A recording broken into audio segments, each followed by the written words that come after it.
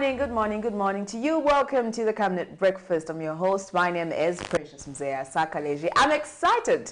I can't believe I have to wait for 5 days to get back on air, but it's always an exciting moment considering the fact that I am not always alone on set. Now I'm joined in by the award-winning journalist, Patrick Soko.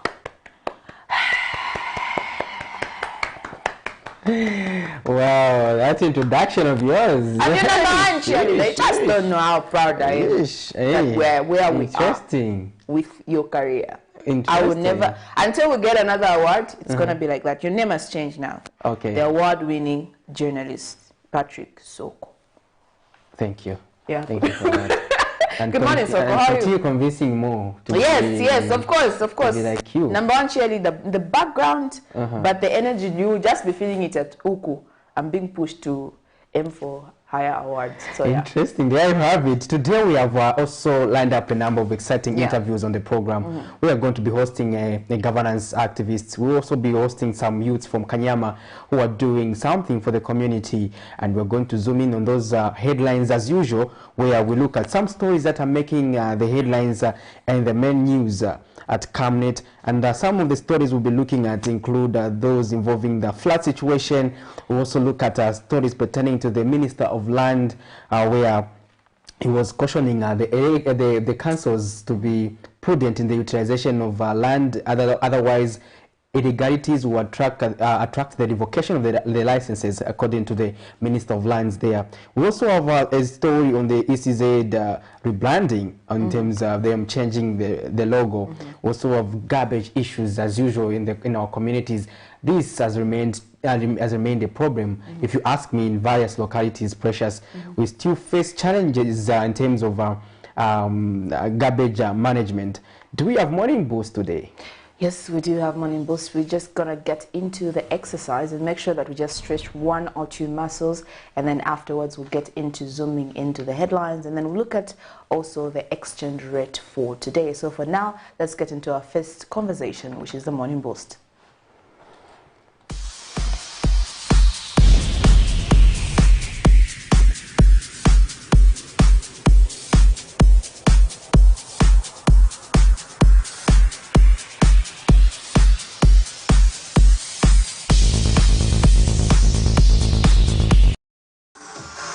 Good morning, Camnet viewers. Welcome to our quick morning show, and I am your presenter, Isaac Matsa.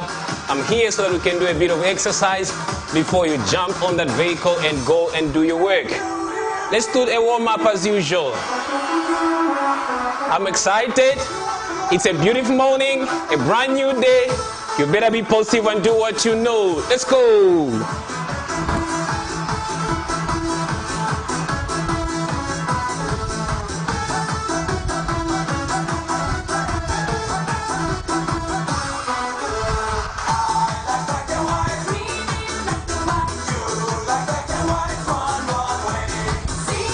Hamstring, stay at it.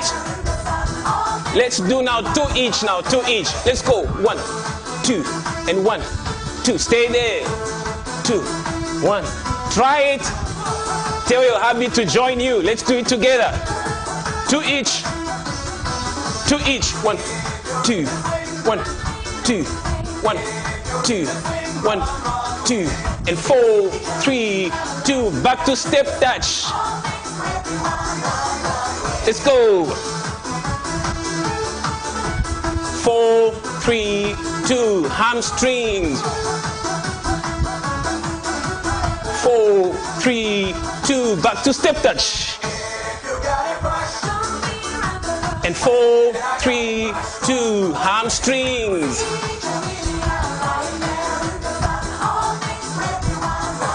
Matching. Let's match. Lift your knees high. Hip, hip, hip, hip, hip. Let's go, let's go, let's go, let's go. Let's do a warm-up.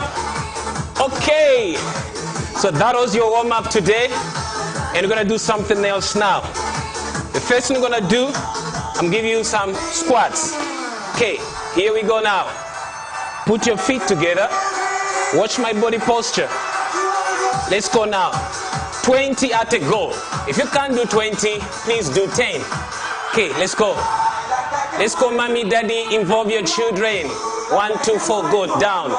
Okay, 1, 2, 3, 4, 5, 6, 7, 8, 9, 10 more. 1, 2, 3, 4, 5, 6, 7, 8, 9, 10, 20. I'm gonna face this direction. Go!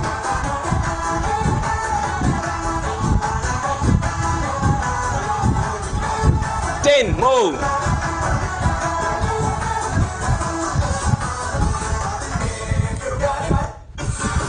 Okay, 20. Still with squats. Take a break. Relax your legs. Good morning workout, isn't it? Let's go, another 10 now. Watch the space. This is what I do now. 1, 2, 3, 4. Try it. 5, 6. Good for your body. 7, 8, 9, 10. So that was 10. That's the second one. In case you had too much of Nishima last night, let's burn all that fat now. Another 10. Ready?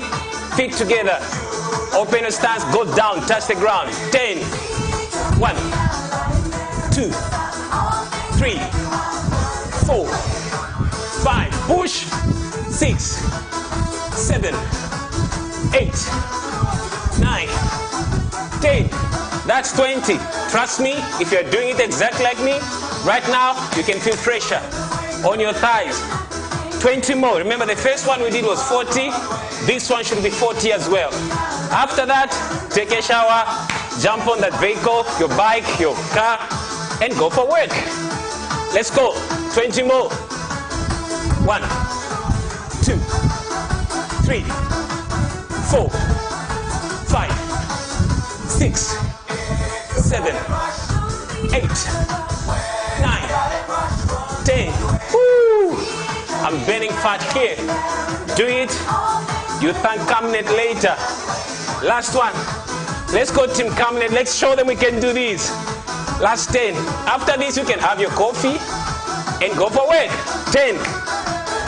1, 2, 3, 4, 5, 6, 7, 8, 9, 10. I'll do 2 for you, 1 for you, 2 for your wife, 3 for your children, for my producer, 1. Great. That was 40. So you did 2 types of squats. Remember? There was a skill squat and the sumo squat. Now, forget about the names. What's important is for you to do the workout. Right now, I can't even talk properly because I'm working out. I'm burning fats, I'm burning calories, and that's what you ought to do. Every morning, try this. If you miss it in the morning, try to do it in the evening. Remember where I started from? Let's march.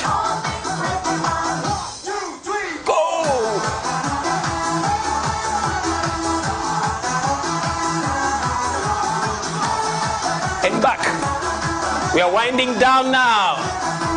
Thank you so much for tuning in to our breakfast show. Please make sure you need to exercise always because you only have one body to carry out your assignment. And I am signing out. I'm Isaac Matsa, and see you.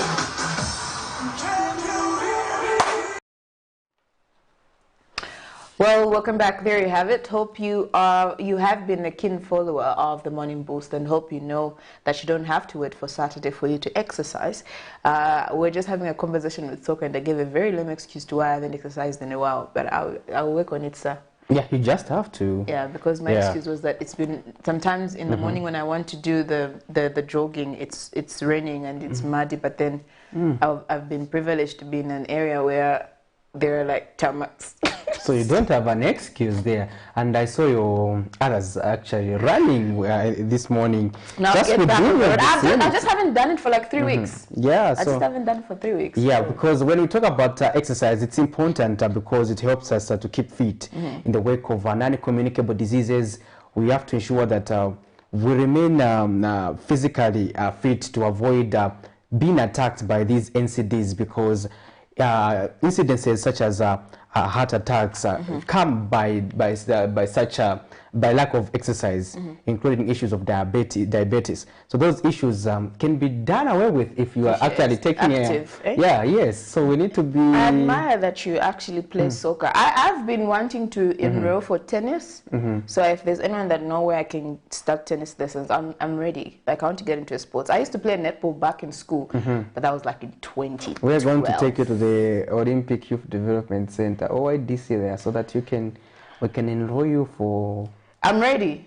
We need to bring more awards to Camnet TV. Yes, you know what? I'm bringing an award home. If Pastor Chirwa is going to work on the female team for the Camnet Stars, I'm sure we can also enroll you there. Ziva, I think my boss should consider both Camnet Stars. I think the female team should actually be part of the should be on the pitch concerning that. Yeah. Considering the fact that my boss also Pastor Chirwa plays golf, so that should be more motivation for us to be active when it comes to sports and also fitness. But anyways, that was the morning boost. Getting into our next segment.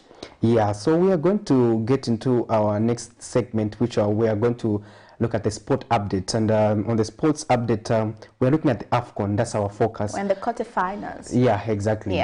Yeah, so those are the teams, Precious, today. Well, today I can see that Gambia and Cameroon will be playing today. That's 6 p.m. local time. That's 18 hours.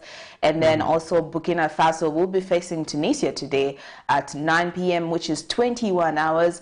And then we're looking forward to Egypt and Morocco playing tomorrow. That's at 5 p.m. local time, 17 hours. And then Senegal will be facing Equatorial Guinea at 9 p.m. tomorrow. That is 21 hours. So those are the quarter finals. And then afterwards, whatever team that will win tomorrow and the other day will actually qualify to the semi-finals. Yeah, exactly. And our the sports program off the pitch will run you through the details regarding some of the prospects, the possible winners. They'll be doing that deep analysis and also give updates regarding local football.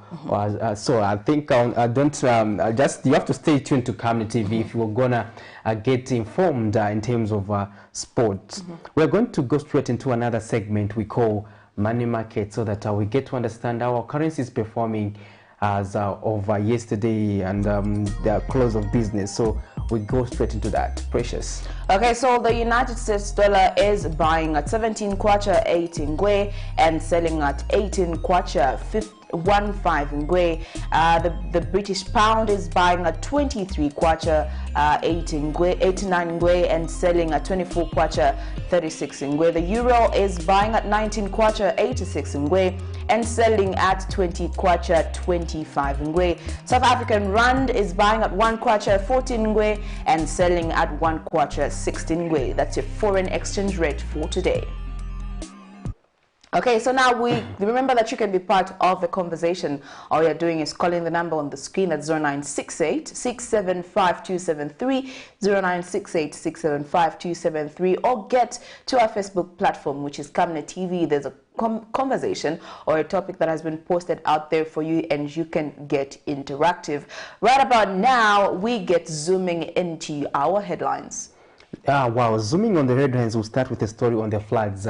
And this was in Chilanga, where we saw the heavy rains blowing off the roofs of some houses because of the nature of the houses were substandard. And we saw people there struggling to cope with life. And I think these are the challenge. This is based also on the topic of discussion we're having today regarding how are we responding as a country to the flood situation, because at the end of the day, I think the hazard response has not been proactive. It has been always on a reactive side. So where we wait for these hazards to occur and we go there and intervene. But how can we be proactive as a country in terms of mitigating these hazards? So we are going to be asking for your comments so that we can get the conversation going. You can equally update us on the flood situation in your area. We are aware that in the southern part of the country, the flood situation has been bad, especially in Namwara there.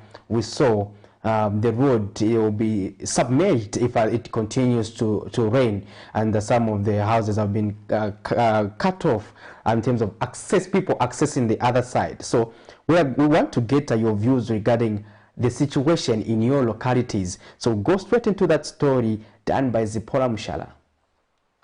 Weather patterns have been unpredictable in Zambia over the past few years, just like in other parts of the world, due to climate change. While some parts have been reporting dry spells, others like Southern Province have been reporting heavy floods, which has even seen household animals like chickens being carried away. This has also seen an increase in the number of houses whose roofs have been blown off. The case of Kanchule area in Chilanga district. Over 15 houses here have been affected by the heavy wind and rain the area has been experiencing, which has seen the roofing sheets being blown off and their houses being damaged. In an interview, Area Councillor Mr. Tungenengene Chinoya says his office has helped the victims with food items as well as temporary mending to some houses, calling for stakeholders to come on board and help in building them sustainable houses. As you can see, the houses that are made of mud.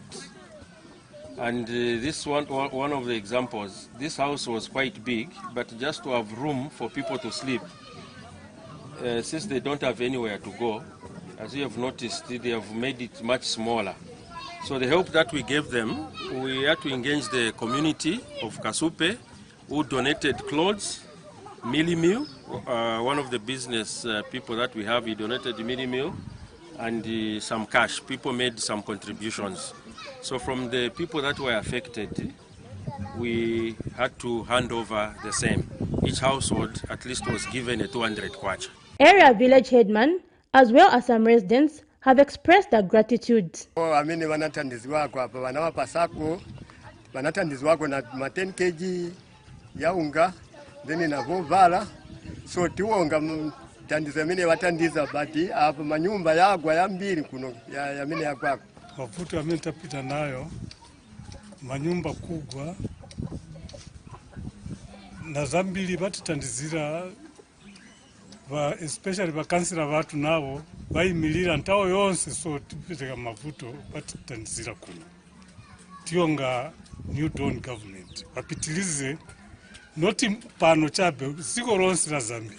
Meanwhile, the Zambia Meteorology Department has predicted the tropical storm that has been named Anna, stating that it will prevail over most parts of the country from 25th to 31st January 2022. The storm is expected to affect eastern, Copperbelt, western, Lusaka, southern and central provinces. Citizens have been advised to stay indoors and avoid flood-prone areas, as well as standing under trees, as the storm is expected to cause damage to property and a possible loss of lives. Zipporah Mushala, Camnet News.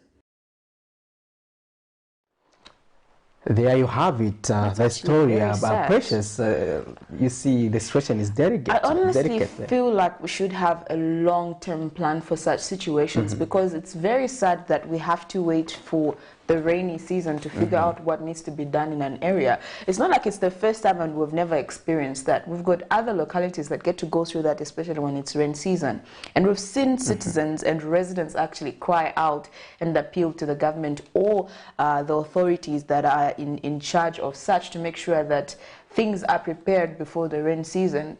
It's very sad knowing the fact that such places, most of the houses are built using clay bricks. And those can easily be washed away by the rains. But what can be done to make sure that such is avoided in the long run? I feel like now the DMMU is like overwhelmed with the situation, because now they have to send their officials this side and this side to make sure that they control the situation. It's just good that no life was lost and no one was actually injured, but obviously they are traumatized. Imagine you are sleeping and it's raining, and then your roof is blown off by the winds or the heavy downpour. So I just pray that government comes to the aid. Yeah, just like you said, we hope that government comes to the and I think we saw the area councillor there trying to intervene, but those are the reactive approach we're talking about. In Zambia, we haven't taken issues seriously to do with housing development, because if you look at the planning by our local authorities, it is done haphazardly. Hence, you see that housing development in Zambia has remained an issue. So how can, in this modern era, we should be having such kind of houses, Precious? That tells you to say housing poverty is something we need to take seriously as a country, because if the situation is like that in Lusaka province, what about the rural areas? How is the situation? You see, no wonder you find that even the Disaster Management and Mitigation Unit, DMMU, is usually overwhelmed, especially in some of these rural areas, because the kind of housing that is there cannot sustain some of the heavy storms that come. So as a country, we need to be proactive and plan, because if we are proactive, we'll be spending less on disaster response. But if we are going to be always reactive, it will be difficult for us, because at the end of the day, money that could have gone towards developing other needy areas will go towards responding to disasters. Like we have seen, the Disaster Management and Mitigation Unit, DMMU, has been overwhelmed of late. We've seen them responding with the military personnel to help out citizens in their need. So I think that story says it all. I think we're also going to have another story regarding the same situations of floods, so that we get to understand if the situation in other parts of the country, so how it is, and we're going to play that clip if it is ready there. I think it's not ready, but anyways, moving on to, we're still on zooming into our headlines. One of them that caught my interest with the stories that made headlines on our script today is the ECZ logo. The ECZ logo, the new, I don't like the new one. Like it's just there, like 3 lines and our national, four. It should be 4. Yeah. Four. I haven't even. Yeah, 4 lines, and it has our national colors. I feel like the previous one, to me, had so much meaning, and it was detailed. It's like the Education Council of Zambia logo. Like you see how it has the eagle and the I think there's is that a pen or a pencil? And just how it comes out, it holds so much meaning. The Examination Council. The Examination Council of Zambia. And which other logo can I talk about that I feel? The one for Parliament, National Assembly, like that's. And then there's the ECZ. Okay, let's go there so that we see what Precious is seeing. Yeah, like let's take a look at the new logo and the old one. You will definitely agree with me. Let's take a look at this story. Entrusted with the core mandate of managing the electoral process, thereby delivering credible elections for the Zambian people, the Electoral Commission of Zambia, ECZ, has Friday embarked on a new journey of rebranding its corporate image by unveiling its new logo and tagline.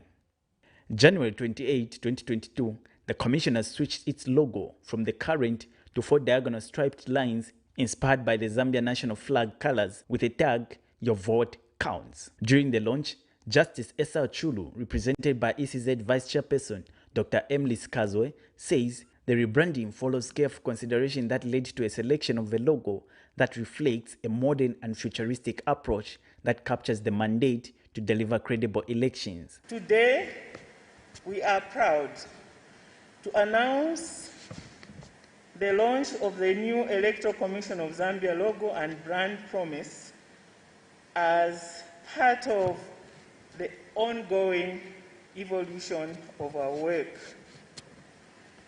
Election management has grown and evolved over the years, and we feel it is time for a review.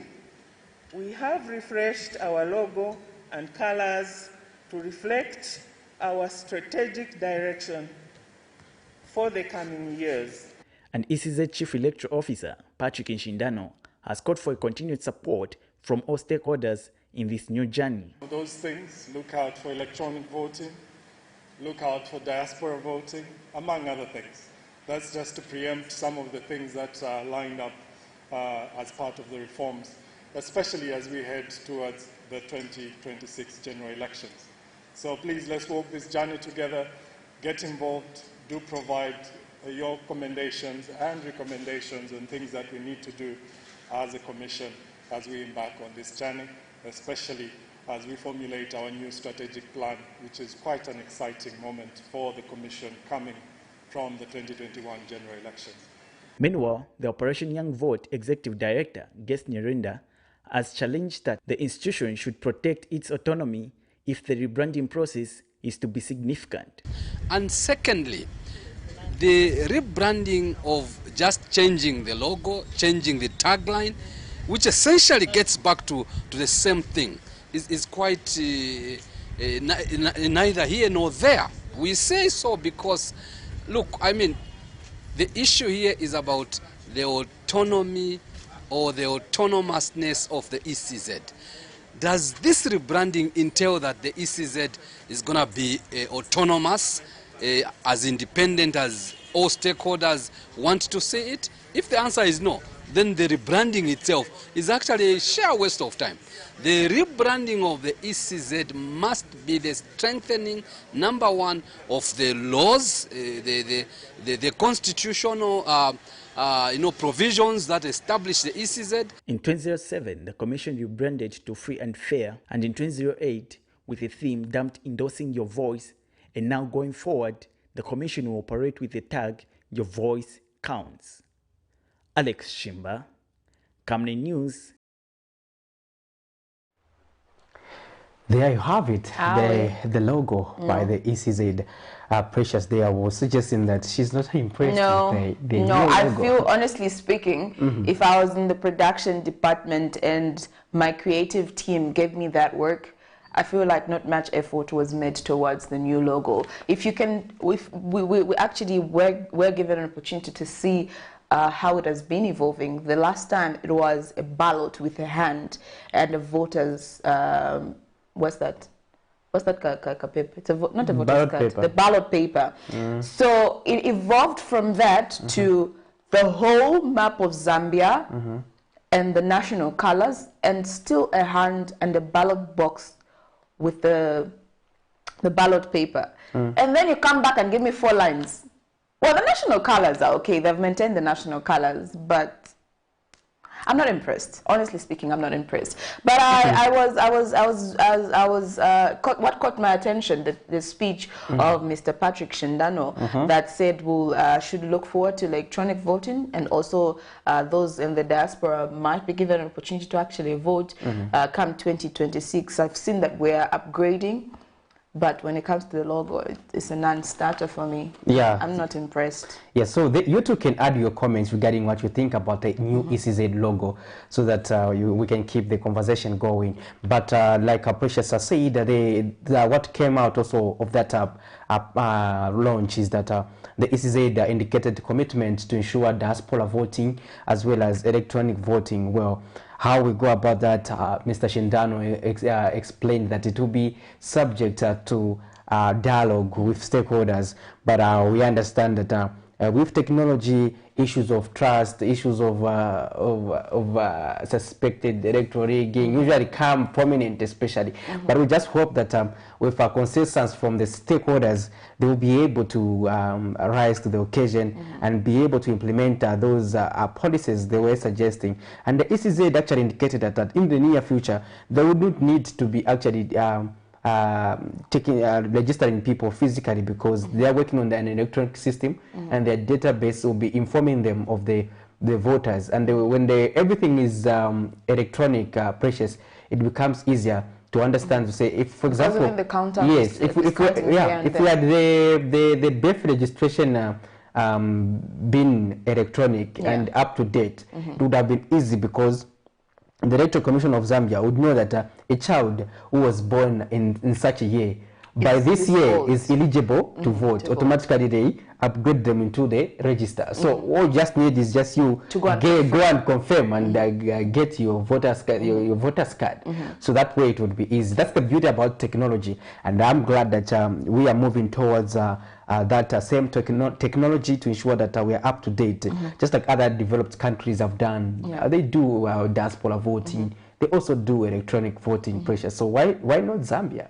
I think it's a good thing that the conversation about electoral voting, diaspora voting, has started now, which means that will give enough time to the Electoral Commission of Zambia, which is the only institution that is allowed to give the final results when it comes to elections.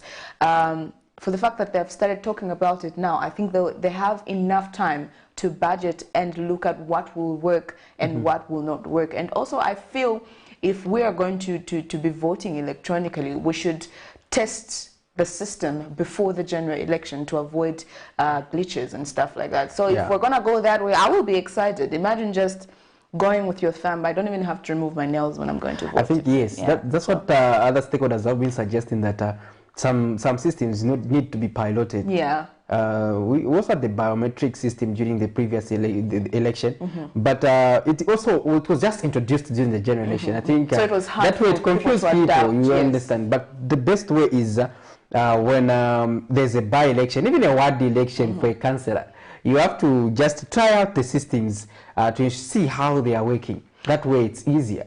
Yeah, I feel like we can call it the test transmission so that people can adopt. Like, I feel if we were to test it, for example, there's that thing, I've forgotten what they call it, where you need to test... Pilot. A pilot, yes, where you need to test something before you get to use it, like at an actual event. So if we're gonna be voting electronically, I feel like you mentioned, we should use by-elections to test it out. And if it doesn't work out, but then what happens if it doesn't work out? That's also a cost. So you need to have a plan B in a situation where the election is ongoing and you try it out and it doesn't work out, which means you need to know that if this doesn't work out, we're going to have this. And like going all in with just the test. Yeah, the beauty about that is that you will be able to do both systems side by side, which is the manual system as well as the electronic system. So if the electronic system fails, you go with the manual system. Yeah, then for diaspora voting, just has to work, because if it does not work, then you can just not vote. It just has to work, because I feel like I remember seeing a post during the general election, sorry to cut you short, last year, where people that were in the diaspora, others had the opportunity to come back and vote, because to them it's very important that they participate in national matters in as much as they're staying in other countries. So I feel that that would be great and less inconvenience for those people that don't manage to actually come back to Zambia and vote. Yes, it is, because I remember at some point I witnessed a by-election for Mozambique. It should be here in Zambia, where the people had to vote within this country. They had to do the those who were eligible to vote had to go to the embassy here, that is domiciled here, and then they had to vote physically. Oh, that was just there. So just there, then there's a counting of votes, and then ABCD, then they send them through to the other side. Yeah. But yeah, that's all. That was I'm sure that was a manual process. But so the manual process can be done side by side, because if it is electronic, it's easier for you, whether you are in the diaspora, whether Precious, you are, for instance, you are in Lusaka, but at that point you are found on the Copper Belt, you are going to be able to cast your vote, because electronically you'll be able to access your details. So that way it is easier for you to exercise your right to vote. I think that would also address that issue whereby us generally sometimes you are found on the other side, and your station is on the other side. Then your polling station is on the other side, so you end up wasting your vote. And you remember, every vote counts. It really does count. So we'll go into that story on floods. We'll be back shortly on the other side.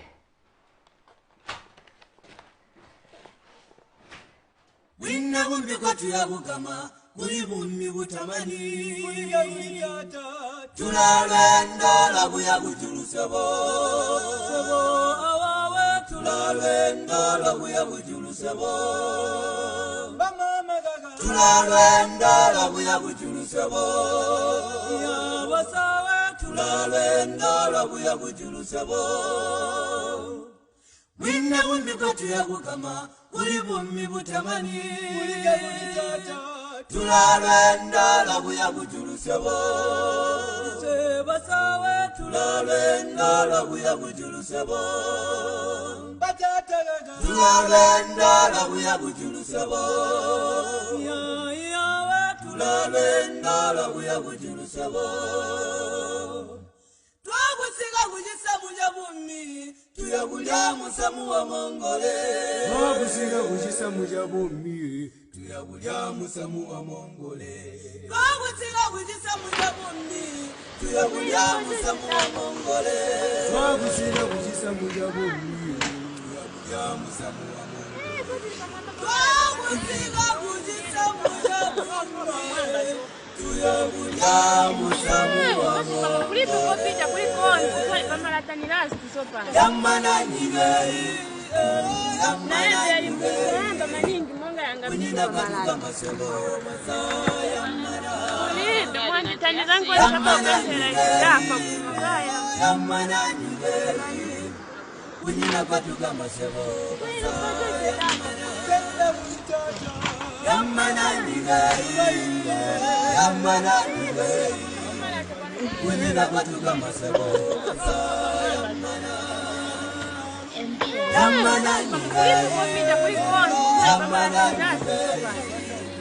Kunyina katuka masolo masaya yamana nyigei. Kunyina katuka masolo masaya yamana.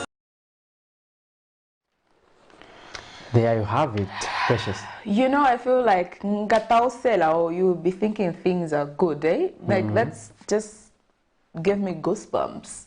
The cattle, the people on the rooftops. Yeah. And also, so we were just having a discussion of the type of land they're on.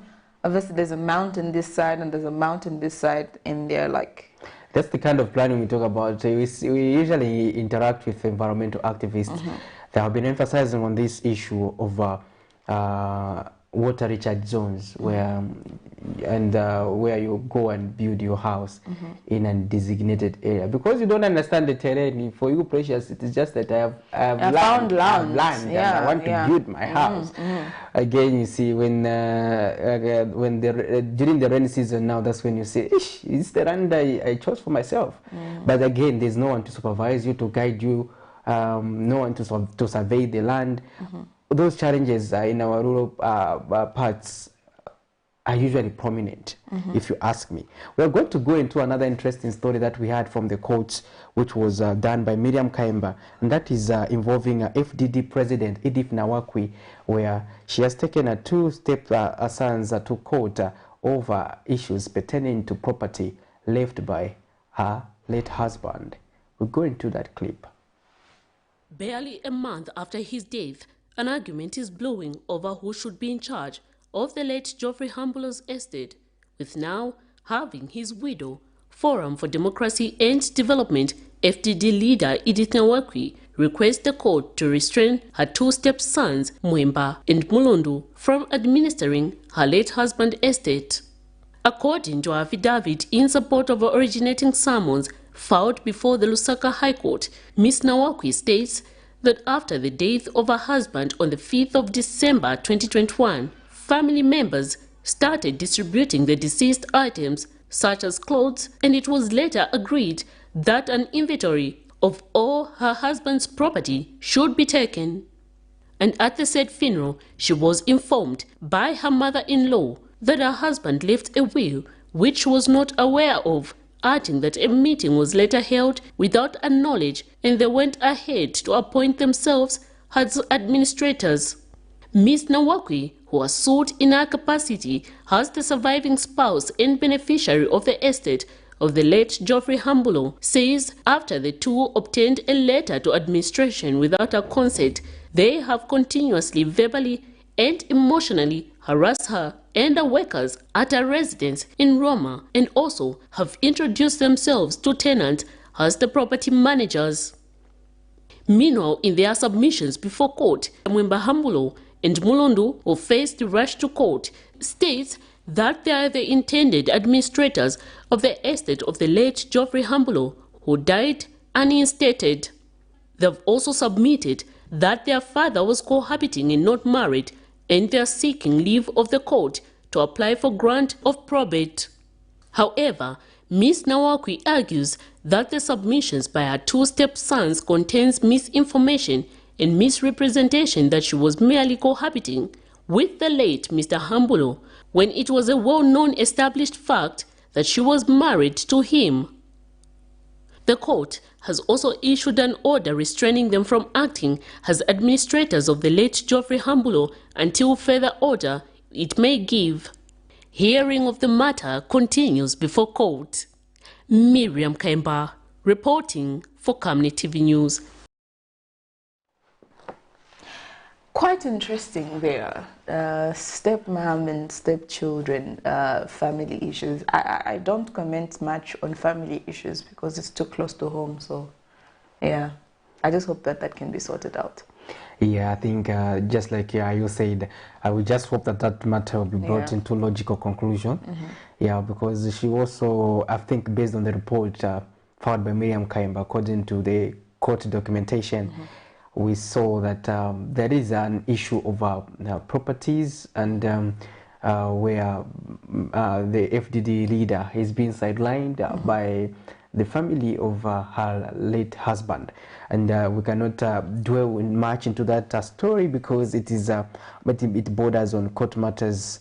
So we'll just leave it at what at that. You can just add your comments and contribution to the story based on what has been covered so far. We have one more story zooming into the headlines because before we get into our interview of the day, which is the garbage collection in Dendere. So let's just close in with that one and then we'll get to our interview. Mahatma Gandhi School Grounds in Lusaka's Mutendere Section B is well known for the illegal dumping site created by residents here, which has been a problem in this area for a long time. As one way of trying to avoid paying fees for garbage collection, unscrupulous people are said to be in the habit of dumping waste at night here, which is causing the illegal dumping site to increase in size every day. Despite various warnings to perpetrators from the local authorities, the vice has continued and the garbage has begun to spread to the road, which may lead to the road blocking if nothing is done urgently.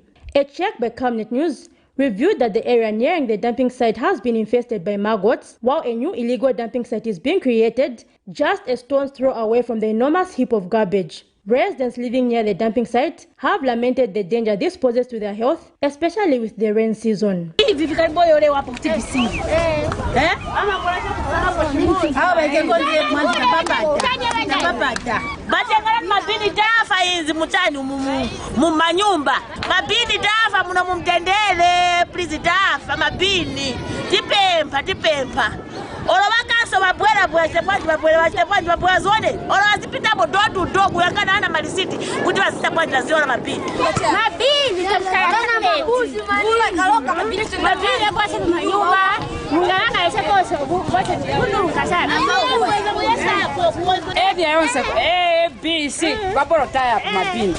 touched a complaint for a long time, Mapina, so I tire. So citizens are the capital dumping area or chan because it is affected like it's a medical opposite. Area Councillor Mr. Boniface Chiveka says with the problem having existed for so long, the only solution is to fence off the place. Number one is to develop the area. There should even be a offense there for Mahatma Gandhi to improve the ground there. When we develop a offense around Mahatma Gandhi there, so that new school is covered, I'm sure they won't be able to access it. Also improving developing that area near the council library, also where they're also dumping waste. We need to improve and develop that area. And apart from that, I've also returned to Lusaka City Council, whereby we are going to purchase a tractor for waste collection, so that even those CBEs who do not have a vehicle will be able to access that transportation using a tractor to go and throw away the waste. Other stakeholders have been suggesting the putting in place of hefty charges for indiscriminate waste disposal, stating that citizens take the matter lightly, despite the vice having negative health implications on the community. Zipporah Mshala, Camnet News, Lusaka. Thank you for staying with us. You are watching the Camnet Breakfast with me, Patrick Soko, and Precious Muzea. And we've been zooming in the headlines, and that is a story in Mutendele on garbage there. I think that story reflects in almost each and every compound in Lusaka, because we've been reporting about garbage issues in various localities. For the longest time. I'm very disappointed. After 50 years of independence, I feel like garbage collection shouldn't be one of our problems. Yes. First of all, looking at the area in Mtendere, you can even tell that there is space for those Lusaka City Council, those big, what do you call them? They have a name. The bins. They say bins. They have a name. So if that was to be put there, and people, there's no dumb person that would come with garbage and then they throw it down when there's a place where to throw it. So the community has literally given them a plan on where to place the bins. And it's not only Mtendere. I was actually very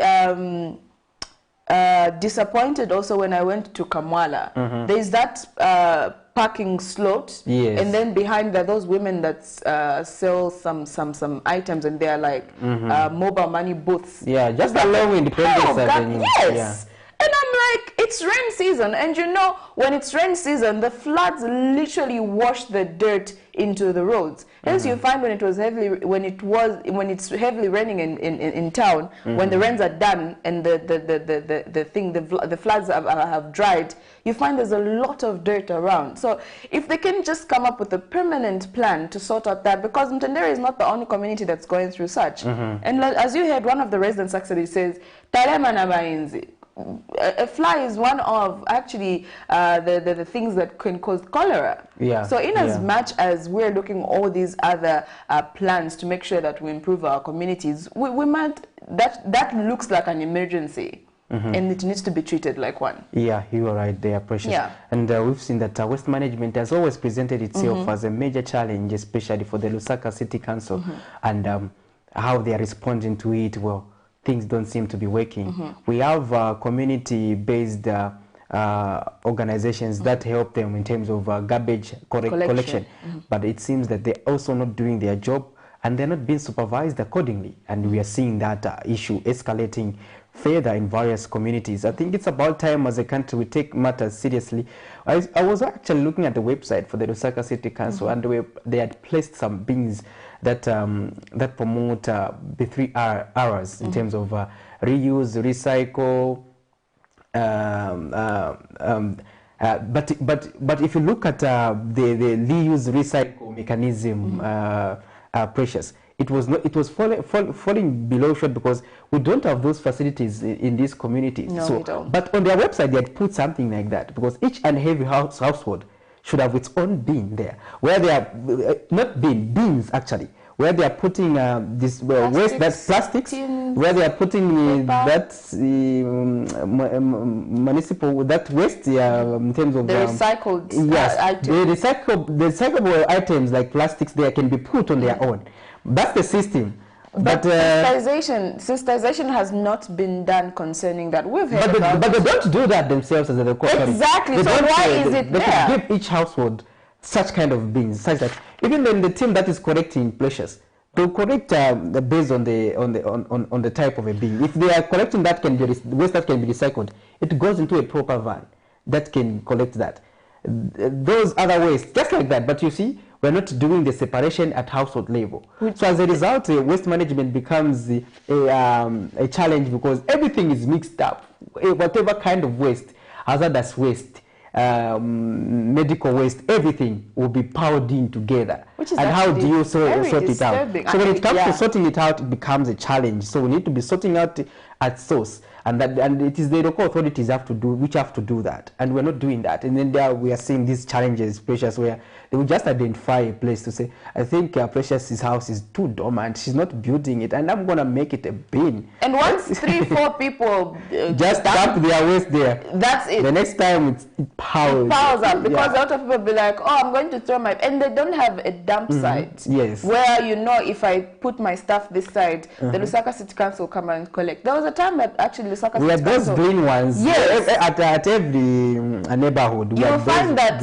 it's full. Some garbage is even done. I feel like Lusaka City Council needs to wake up at this point. because that's a health hazard. Okay, if we're going to talk about making sure that our communities are clean, the community development funds have actually been increased. So I think that's an opportunity for also the area councillors to look into that and just make sure that it's treated as an emergency, because it's very disturbing. Very unless disturbing. we do the 3 R's, reduce, reuse, and recycle, we are going to remain at this situation. And also that campaign, how many people know about it? You and me are privileged to actually have access to devices that we can just search and see, but has sensitization been done on community level? So those are conversations that need to get into our households. I think we should invite one of the Lusaka City Council.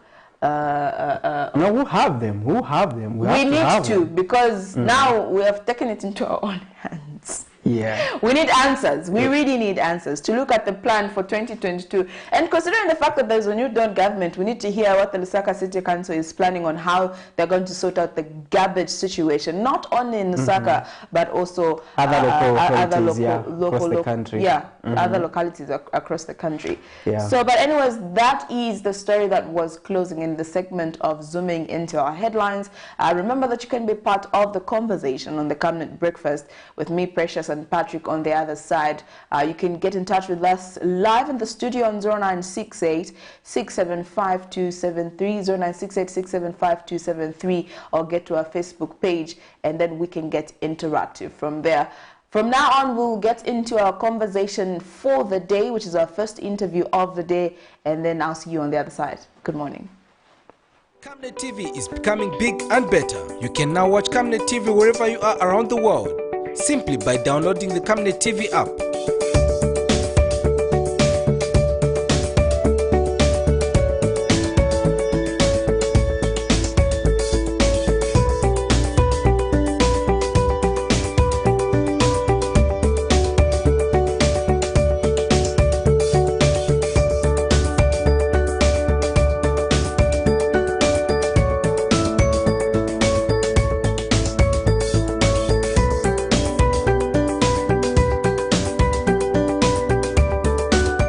With Camnet TV app, you only use less bundles. Camnet TV, not just another channel.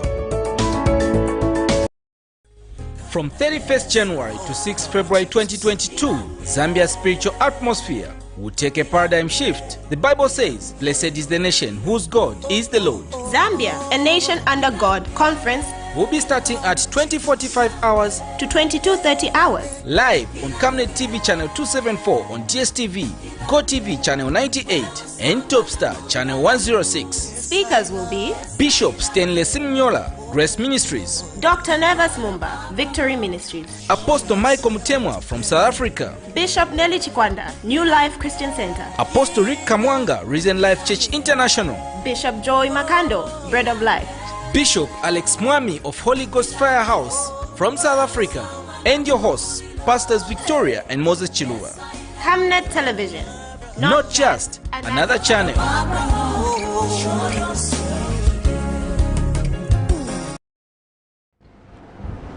Well, welcome back. You're still watching Camnet Breakfast on not just another channel, Camnet TV.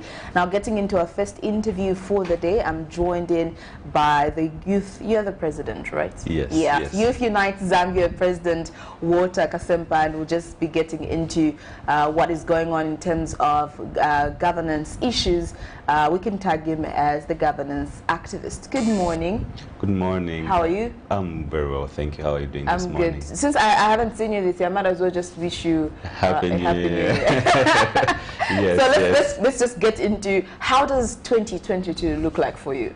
Okay, so 2022 for me, first of all, I'd like to say welcome viewers to this lovely show. It's an honor and privilege to be on this show.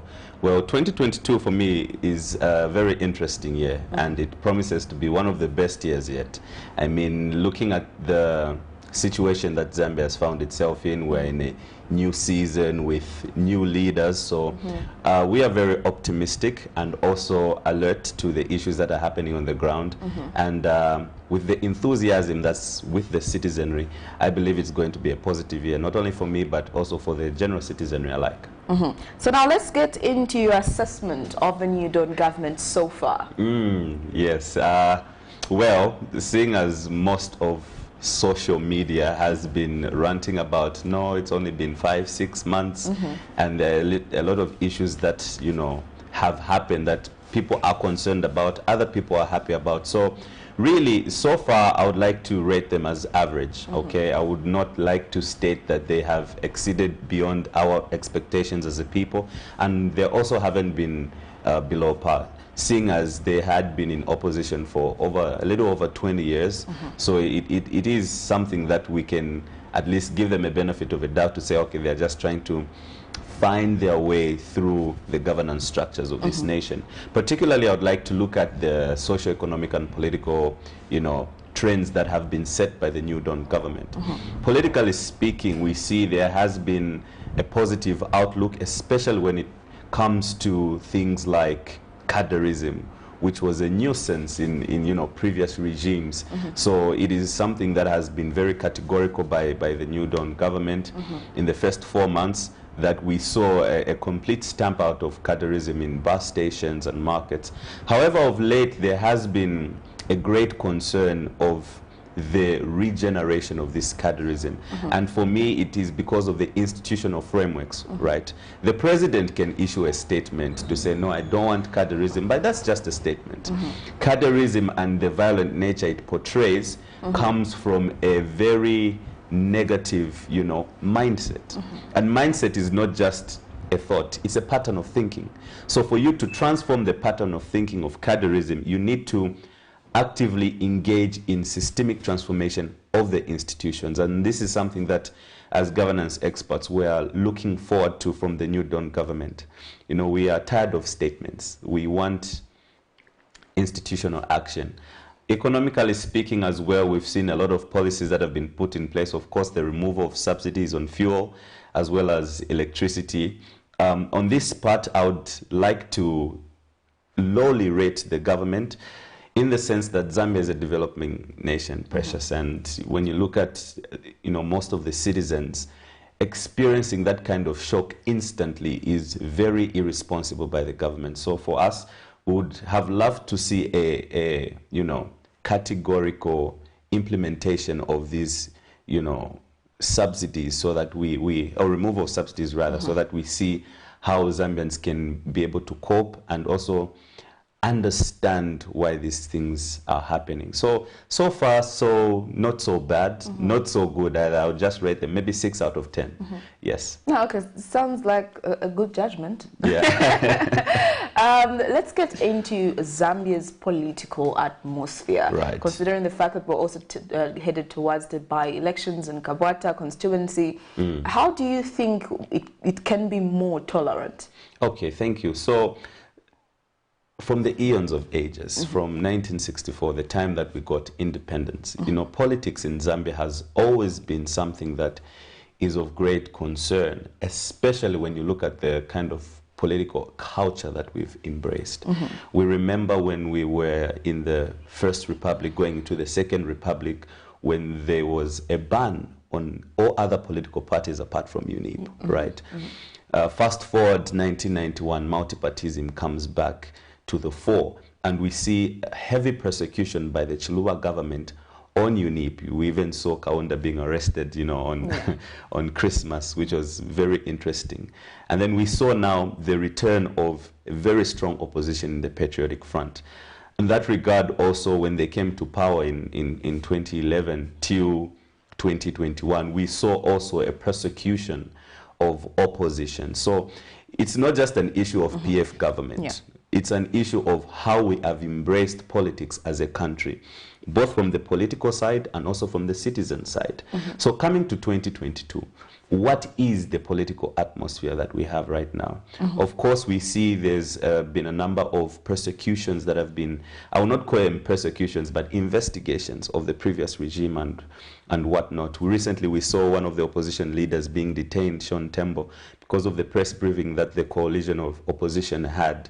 So really, politically speaking, we believe that, you know, it could be better, right? You don't have to be agreeing to one thing to live in peace, right? And this is what we call political tolerance. And political tolerance can only come about when political parties themselves change the way they do their politics. I mean, we don't want a political atmosphere that is about character assassination. We want politics that is able to speak to the needs and issues that the Zambian people are facing, right? We need to ensure that when our political parties are speaking, they're speaking to policy, not how somebody dresses, how somebody poses when they're sitting, right?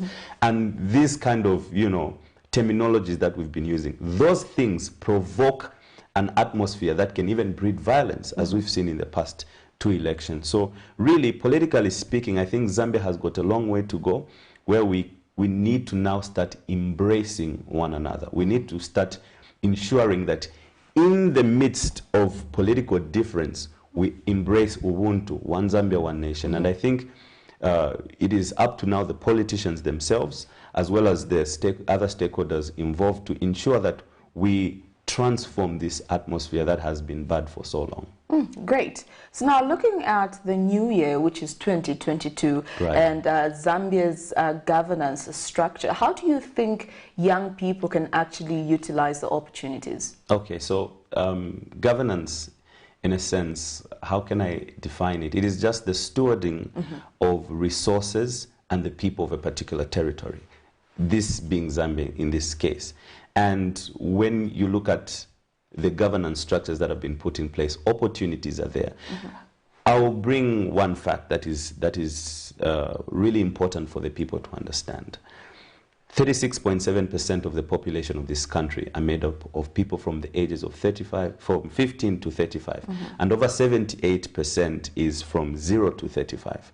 So when you look at the constituency of our population, majority are young people, okay? So what does that mean? Number one, the majority of goods and services being produced are by young people. Number two, the majority of goods and services being consumed are by young people. So it means that the very future and fabric of our governance structure must be dictated by those that are the largest constituent, which is the young people. So young people need to be involved in these governance structures, okay? What governance structures are there?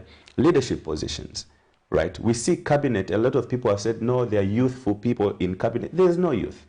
There's no one between who is 35 and below, which is, you know, very regrettable actually, right? We have people who are in their 50s, 60s, even 70s, who are in parliament, okay? We only have about, is it 6% of parliament occupied by young people aged below 35, which is very regrettable. So it means the needs of the youth will not, you know, come. So for the young people, we believe that it is important for us to now step out of our comfort zone, okay? We've seen things like the Kawata by-election. There are young people that are vying for those positions. I know one of, I'm not campaigning for him, but one of, you know, the politicians that are standing, Mr. Sidney Ziambo from PAC, is a young person. And that's something that we can emulate as young people. We need to get out of our comfort zones and apply for these positions. Not only politically speaking, even in the corporate world. I mean, we've got amazing young entrepreneurs who can change the economic trajectory of this nation only if they look forward to, you know, availing themselves and also understanding the opportunities that lie there. You know, economically speaking, there are places like CEEC, ZDA, the Ministry of Small and Medium Enterprises and Development, right? These are institutions that have been strategically put for young people to access, right? So it is not just the job of a young person also to avail themselves. It is also the job of government to decentralize these platforms so that young people from across the nation can be able to benefit. Great. You sound you sound very smart. I'm just listening to you and I'm like, yeah. So now getting into let's take us a little back to 2021 when you had the general elections. Right. I've heard you talk about Ubuntu, One Zambia, One Nation. Right. How do you think Zambia can become more patriotic and united in the year 2022, considering the fact that last year was actually we had a very intense political atmosphere, considering the fact that there was violence, people were being killed, pangas were being used and stuff like that. How do you think we should handle that in 2022 and be more patriotic and united? Right, thank you. So that's an interesting question. One of the things that I've been meditating on this year is stepping back, right?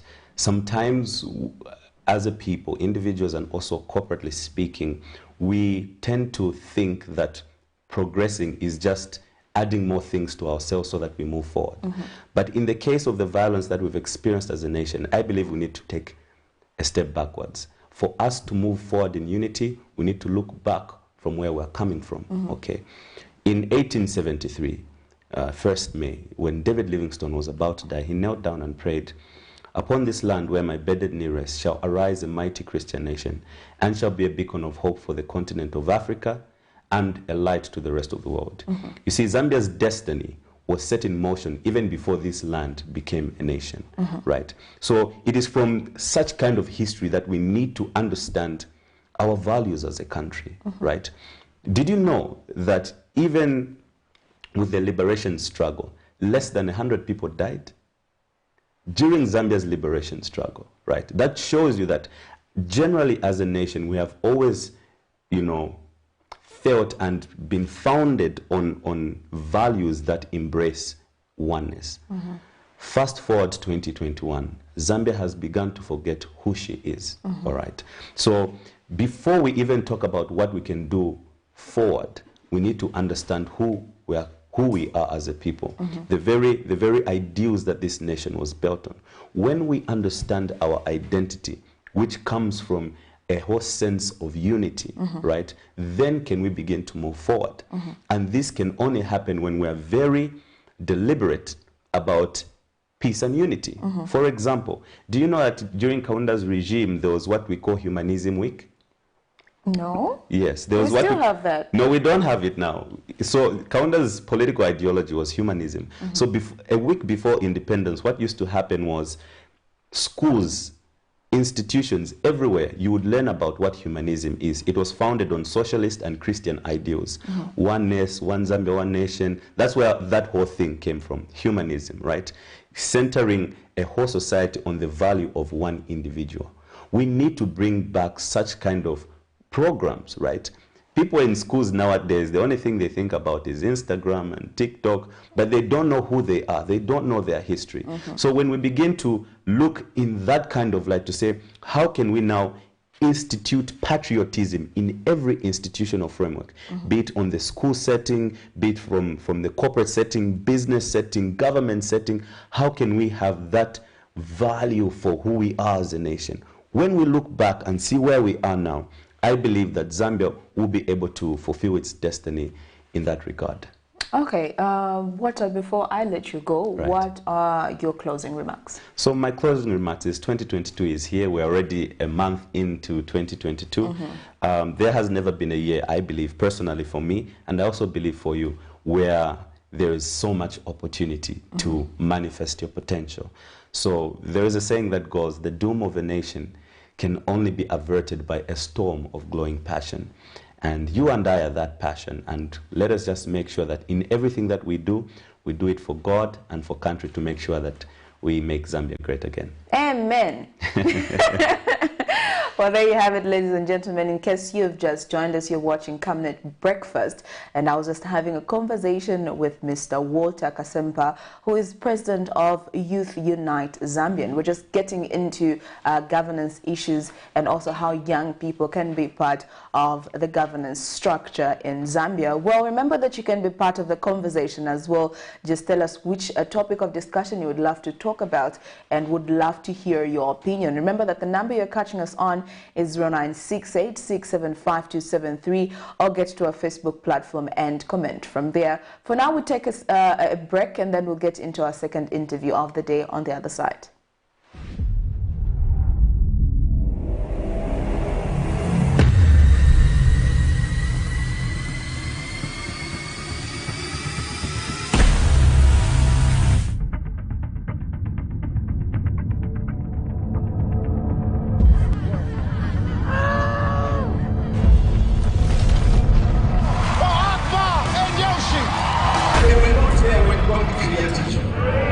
The Bible says, I knew you before I placed you in your mother's womb.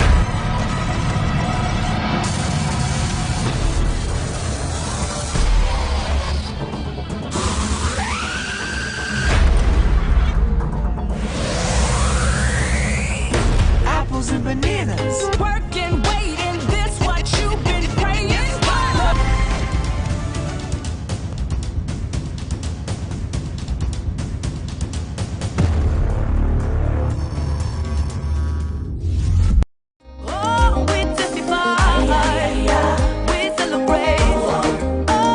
Hello, I'm Deborah Lukalu, all the way from South Africa. You are watching Camnet channel, not just another channel. God bless you. Stay tuned.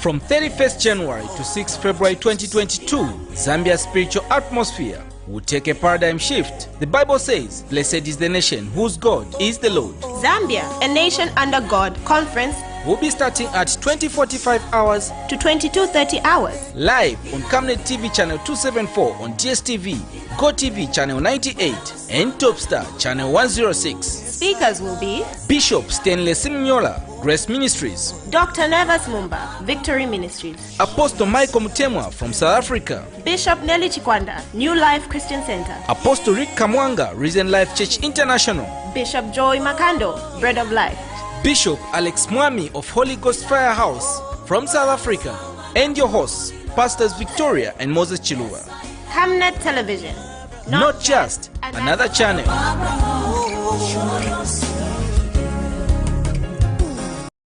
Camnet TV is becoming big and better. You can now watch Camnet TV wherever you are around the world, simply by downloading the Camnet TV app.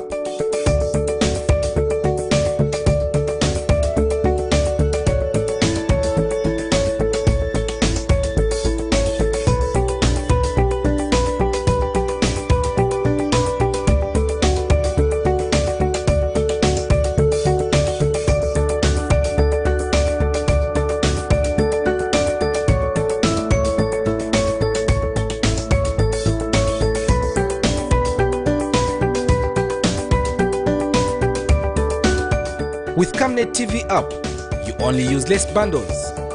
Camnet TV, not just another channel.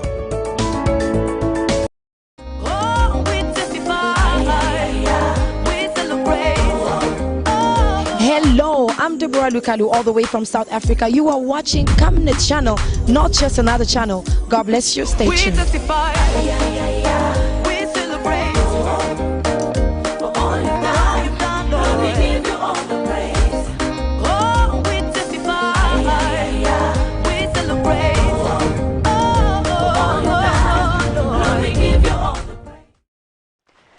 Welcome back. You are still watching the Camnet Breakfast. I'm Patrick Soko, and in the studios have been joined by Ntakakuya Nature.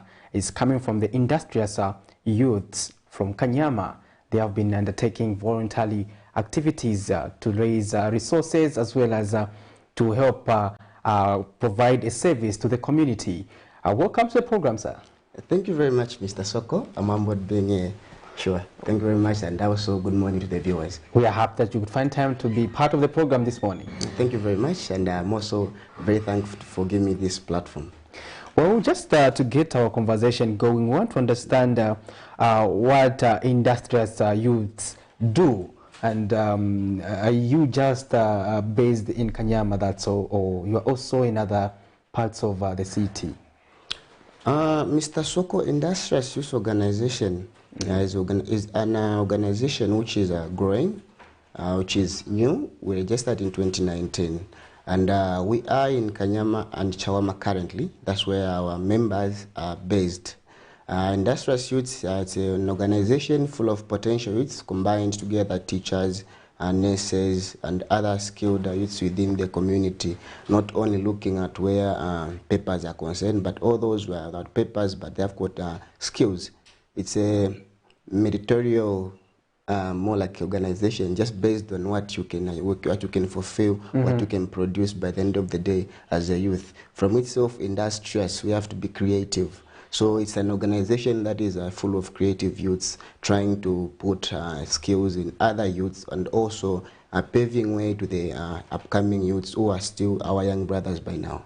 Interesting. Talking about Kanyama, what are the challenges that you face, especially in Kanyama constituency? Now that we are talking about the CDF, for which you as young people need to benefit from, and what are some of the challenges that you have identified, and how are you positioning yourselves to benefit from empowerment programs under the New Dawn government? Okay. To start with, I should thank the government, which we have currently, for the policies which has come in, such as the small and medium enterprises which have put across, and also the increase in the CDF funding. That has given an opportunity for the community-based people to benefit from the national cake by doing what they are calling cooperatives, by forming cooperatives. So now, as us youths who have been there already, like Industrious Youths, an organization that has been there since 2019, that's when we registered and we got our certificates.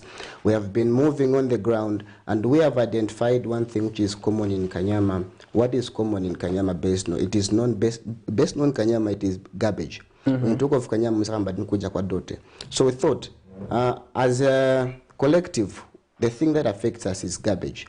So as industrious youths, we are going to take that thing that has given us pressure for a long time. We are going to take garbage as a resource of income to ourselves. When you talk of garbage, it comes with a lot of challenges, starting with health-wise, and also just the appearance. Youths touching the garbage is kind of in a weird state. So now we thought the government has come in at the right time, because we have been on this ground since 2019 doing some voluntary work, and also we are given up a temporary contract from the council to be collecting garbage at a fee just to boost the organization. Now, in addition, the government gives this CDF and also a policy where we have to come up with cooperatives for us to benefit direct. It is a big advantage. It has added up to our side. That's why we are also urging our other youths also to think outside the box, to come up with innovative ideas that won't only benefit them, but also look at ideas that will benefit the community. So as an organization, we are doing the garbage collecting. To our side, it's a beneficial way we are talking of money. To the community, it's the service we are giving them because we are keeping Kanyama clean. So it's like we are killing two birds with one stone. So now, how are we going to go in the CDF? We have been working closely with our local leaders to make sure that we give them the proposals that our organization is registered, and we have also been doing this all along. It's more like it's a CV of what we have been doing. Now, do we want it only to be in Kanyama? No. Our wish is to see every youth there is benefiting, not only in Kanyama, not only in Chawama, but all the other parts of Zambia, because this is a call that has been called upon youths who voted in huge numbers. So it's not only about Lusaka. We have to do it as a collective, as a country. Elsewhere, youth must come on board and think outside the box according to the problems that they are facing in their constituency, in their community. Once they identify the problems that they are facing in their community now, let them take forward them to the local leadership. The local leadership, they'll put into consideration when the time of WDC, they sit down and also they approve to their cooperatives, then now they'll fund them. Something that has been coming and so prominent in Kanyama constituency is the issue of junkies and the alcohol and substance abuse amongst young people. Are you playing a part as an organization to ensure that you combat that vice? Industrial Youths, on our aim, it says our aim is to teach or to put roles and rights in a youth. So now, what is the role of a youth in a community? That's the first number one question. And what are our rights within our community? And also to stop the youth from involving themselves into other vibes or violences. So now, the big problem we have in Kanyama is, should I say, exposure. Uko wakulila also matters. It puts up to the nurture from your nature. What am I saying? The place of Kanyama, Nijakobat, it's too dirty. The place in Nijakobat is full of junkie. The kind of life is of thuggery. So even the young ones, they're trying to copy that lifestyle. So now you find the situation where in the previous Kwalebati, they are fluffies, junkies. Now when they grow, they'll graduate into cadres. Marabasanga parod. Those are the stages where Abafia's life comes. It's a ghetto life way. So now we thought to say, the junkie life also, we are going to target it in a way that we are going to put them to say, we should know your role, you should know your rights. So now, what are their roles? Youths, they have become very dormant nowadays, and all they do is thinking of other negativity things because that's what's close to them. That's the thing that they have been seeing from the day they were born. So it's for them now. It's kind of it's a culture in our place. So now I want to change that culture from how it was known to resources from the bad things which we have. What are the bad things we have? FICO. So let us to say, if you comfort to Fibikapo. So for us to remove that mentality, 10 to 15, it is our duty, therefore it's us to clean it. But again, I'm a junk, we have to put them close. We have to educate them to say, if they can move from IFCO, they can give you Indarama. By the end of the day, they won't see that IFCO as IFCO, they'll see it as a resource by the end of the day. Interesting stuff there. Well, in case you're just joining our conversation, I'm hosting Ntata Kuya. Nature is coming from the industrious youths, and this organization is based in Kanyama. They also have a group in Chawama constituency there, and we are discussing youth issues and how youths need to be proactive in the country's governance. Talking about the Ministry of SMEs, the new ministry we have now. But what are some of the things you think the ministry has to do in order to safeguard your plight as young people? Okay, the ministry today is there. It has been put. I think the first for them to come up with that ministry is because they identified we are lacking a policy that will support the young entrepreneurs. So for them that they have brought up that issue, that policy, I understand there are protocols, there are procedures for you to benefit from that. Now, what is needed most, the best knowledge they can give us, it is sensitization. Let them come to the ground. Let them have representatives on the ground who are going to speak on their behalf to the young people who can't understand them. There are people like us who have got proposals, who have got plans, and others out there. But we really don't know which station for us to benefit. Maybe kuya kwisa. So if more light was shed on how to go about it for it to benefit, I think it could add value. But not only to their side, but if they have put up that policy, they have put up that ministry. So now it's up to us also as the youths to take up the role, to take up the interest. For them, they have put there. If us, we won't stand from where we are to go there and find out, again, you're going to have a challenge. So it's more like it's a balance issue. They have brought up, now it's up to us to raise now, to go and find out more from them. We won't really blame it on them. They have brought it, so it's up to us now to get up and go there. But also they have to understand that there are people who have ideas, but they're not really good in paperwork. So therefore, they have to go on the ground, try to educate more. What activities have you lined up as youths in Kanyama, and what you are targeting to do for this year? Okay, interesting question. As youths, the thing that we have targeted, number one, is we have to make sure that Kanyama is kept clean. So our prayer is that through the CDF, the government can empower us with a truck that is going to help us collect those garbage. Once they empower us that truck, meaning they have created an employment to the other youths out there. Away from that, we are also trying to make sure that these empowerment which they are going to be released, they have to be used wisely. We have to work close with the government to see that these empowerments, they are used to the intended purposes. They are not only going into our leaders' pockets. We have to identify to say Kanyama is a poor road network constituency. We make sure that we take the complaints there and it is fixed. The complaints won't be taken verbally, but we also see to it that action is taken through our continuous and persistence pushing through our local leaders. Interesting stuff there. Before I let you go as we wind up our conversation, I want to give you an opportunity to provide us with your concluding remarks and what you desire as an organization. To start with, first, as an organization, we are really moving at a slow pace because of sponsorship from the people around us, and also the commitment within our youths first, because the persons that are going to help us, once they see the commitment from the youths themselves, if we won't show the commitment, meaning to be very difficult for them again to help us. So one thing that I would praise my fellow youths, we come on board. My fellow youths, let us be creative and involve ourselves into developmental things. Apart from that, it is also my wish to ask for well-wishers out there. I would love to see this organization move forward. We would love to see Kanyama being a clean place to come on board and help us. From there, also I'd love to thank for the platform that you have given us to view our views on this platform. It is really an honor. We really appreciate, and we also just wish the best for the production team.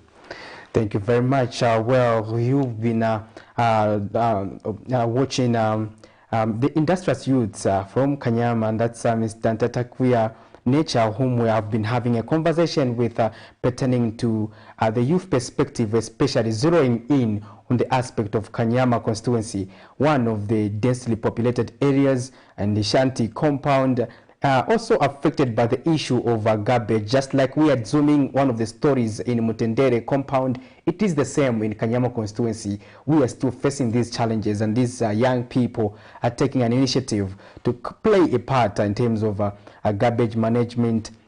And I think these are some of the young people who will be positioning themselves for programs like the Constituency Development Fund, CDF.